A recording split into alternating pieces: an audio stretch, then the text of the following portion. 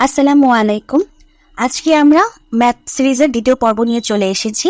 এর আগে আপনাদের সাথে আমি লসাগু গসাগুর বেসিক নিয়ে আলোচনা করেছি এবং আপনাদেরকে বলছি যে আপনাদের জন্য আমি বেসিক থেকে শুরু করছি, কারণ হচ্ছে আমাদের প্রথমে প্রয়োজন হচ্ছে বেসিকটাকে ক্লিয়ার করে আসা। আমরা জব ম্যাথে যাবো, কিন্তু জব ম্যাথের আগে আমরা জব ম্যাথে ঢোকার আগে আমরা যেটা করব সেটা হচ্ছে আমাদের বেসিকটা আগে ক্লিয়ার করে আসবো। কারণ সবার পক্ষে বা সবার আসলে ওই সিচুয়েশনটা থাকে না, যেহেতু আমাদের অনেকটা সময়ে এই বিষয়গুলো থেকে আমরা দূরে হয়ে যাই, দূরে থাকি আমাদের নিজেদের পড়াশোনার জন্য। এই কারণে দেখা যায় যে আমাদের বেসিকটা একটু নড়ে চলে যায়। তো সেই জন্য আগে সেগুলো ক্লিয়ার করে যাচ্ছি। ক্লিয়ার করার পরে আমরা আমাদের জব ম্যাথে প্রবেশ করব। সো আজকে যারা প্রথমবার আমার চ্যানেলে এসেছে তাদেরকে আমি রিকোয়েস্ট করতে চাই যে কাইন্ডলি আমার চ্যানেলটাকে ভিজিট করবেন।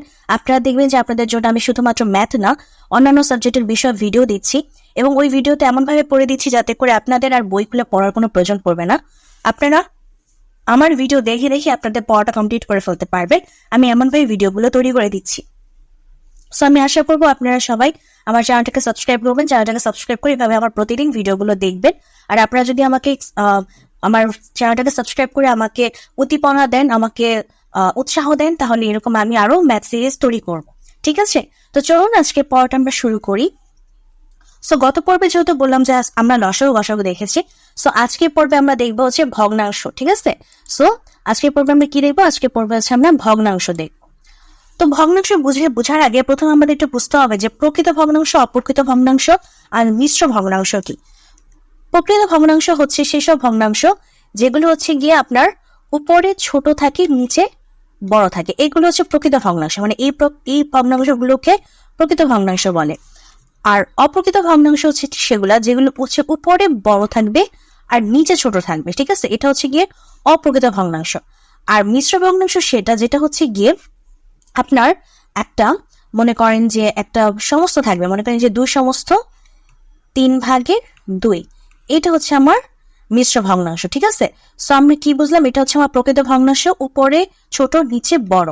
এটা হচ্ছে অপ্রকৃত ভগ্নাংশ, উপরে বড় নিচে ছোট।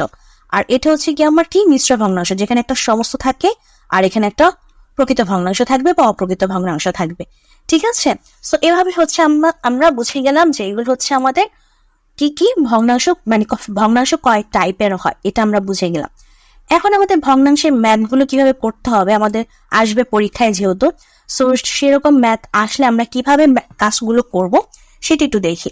যেমন মনে করেন যে আমাকে একটা মিশ্র ভগ্নাংশ দিল, মনে করেন এই যে এই মিশ্র ভগ্নাংশ আমার পরীক্ষাতে আসলো, মানে আমাকে এরকম একটা দিল। তো এটাকে আমি কিভাবে সামারাইজ করব বা কিভাবে ভাঙবো হচ্ছে গিয়ে এই যে দেখেন আমার নিচে এই 3 সবসময় সারা জীবন নিচে 3 থাকবে, মানে নিচে যে থাকবে সারা জীবন নিচে সেই থাকবে। ঠিক আছে, উপরে আমরা কি করবো? যে উপরে আমরা কি করব, উপরে হচ্ছে এই 3কে আর এই 2কে, মানে যে সমস্তটা থাকবে সেই সমস্তটাকে, আর নিচে যে থাকবে তাকে আমরা গুণ দিব। ঠিক আছে, যেমন 2 গুণ 3।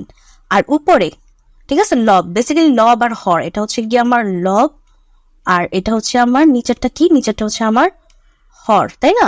সো আমার কি হচ্ছে, সমস্তর সাথে আমার ফার্স্টে হরটা গুণ হচ্ছে।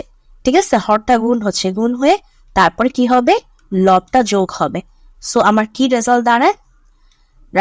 হচ্ছে 3 দুগুণে 6, 6 আর 2 8। সো এটা হচ্ছে আমার সেই রেজাল্ট। তো কিভাবে আমরা করলাম, আমরা যদি আরেকটা দেখি, আমাদের জিনিসটা যদি আমরা আরেকটু ক্লিয়ার করি তাহলে হচ্ছে আমরা আরো ভালো করে বুঝতে পারবো।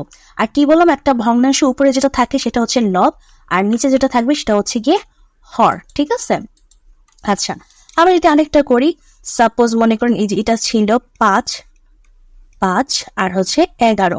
কি বললাম, নিচে যেটা থাকবে সারা জীবন সেটা নিচেই থাকবে। ঠিক আছে, আর উপরে কি হয়ে যাবে, এই 11 আর এই 5 গুণ হবে। সো 11 গুণ 5। ঠিক আছে, আর এই 5 কি হবে, যোগ হবে। ঠিক আছে, সো কি হইলো 55 যোগ 5 মানে 60, আর নিচে কত, 11। ওকে, এখন দেখবেন এটাকে যদি আপনি ভাঙান, এই যে 11 দিয়ে 60কে যদি ভাঙতেন, দেখবেন যে আবার এটাই চলে আসবে। বুঝেছেন, আবার এটাই চলে আসবে। সো এভাবে হচ্ছে আমাদের ভাঙাতে হয়। এখন মনে করেন আমাদের তো এগুলো আসবে না, আমাদের মনে করেন যে মানে আমাদের কখনো অপ্রকৃত ভগ্নাংশ বা মিশ্র ভগ্নাংশ দিয়ে বলবে না এটা ওটা করো, মানে একটাকে আরেকটাতে কনভার্ট করো। কিন্তু এগুলোকে ইউজ করেই হচ্ছে আমাদের কাজ করতে হবে। এই জন্য হচ্ছে আমরা দেখতেছি যে এগুলো আসলে কিভাবে করে। ঠিক আছে, মনে করেন আমার একটা ম্যাথ আসলো যেখানে আমাকে যোগ করতে হবে, দুইটা ভগ্নাংশ নিয়ে আমাকে যোগ করতে হবে। মনে করেন এই যে এই যোগটাই আমরা করি, 4 6 যোগ 3 ভাগে 6, ঠিক আছে, এই যোগটা আমাদের করতে হবে। সো আমরা কি করব, এই যে নিচে যে আছে, নিচে যে হর আছে, এই দুই হরের লসাগু করব। সো 6 আর 6 এর লসাগু কি, 6 আর 6 এর লসাগু হচ্ছে গিয়ে 6, ঠিক আছে। কি করলাম, আমার হর যারা থাকবে এই হরকে আমার লসাগু করতে হবে। তো 6 আর 6 এর লসাগু কি 6।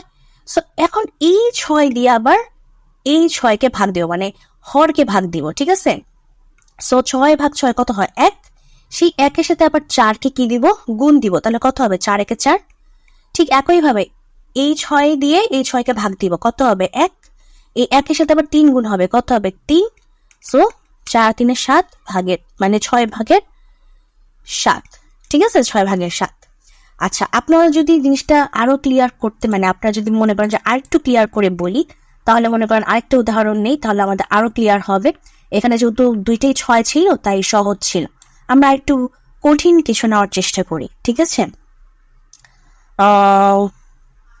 কঠিন কঠিন একটু কঠিন দেখি অন্য কোনো, এই যে দেখেন এটা নেওয়ার চেষ্টা করি, এই যে, ঠিক আছে, 4 নাম্বারটা নেওয়ার চেষ্টা করি। আমি হচ্ছে কি আপনাদের জন্য এই 5 বই থেকে ম্যাথ দেখাচ্ছি যাতে করে আপনাদের বেসিকটা ক্লিয়ার হয়ে যায়। এই যে 3 উপরে 3 2 ভাগের 3 যোগ 4 ভাগের 1, এই দুটা যোগ করব। কি করব, কি বললাম, হর আর হরের লসাগু হবে।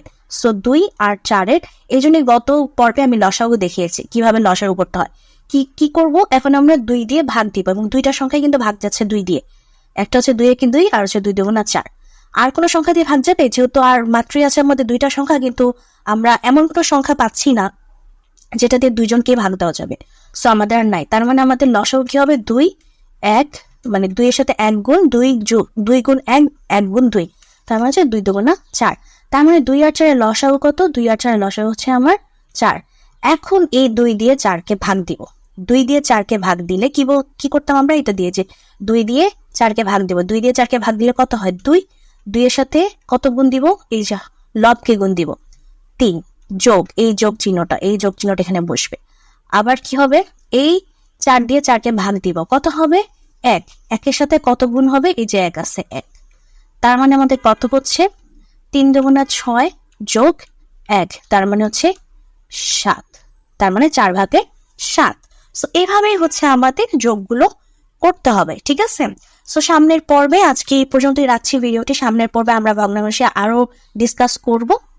সো আপনার যদি ভিডিওটা যদি ভালো লাগে অবশ্যই ভিডিওতে লাইক দিবেন, চ্যানেলটাকে সাবস্ক্রাইব করবেন। এছাড়া আমার ফেসবুক পেজ আছে, চ্যানেলে সেটা লিঙ্ক দেওয়া আছে, ফেসবুক পেজে গিয়ে ফেসবুক পেজটাকে লাইক দিয়ে দিবেন, আর আপনারা প্রতিদিন আমার সাথে এভাবেই পড়াশোনা করবেন।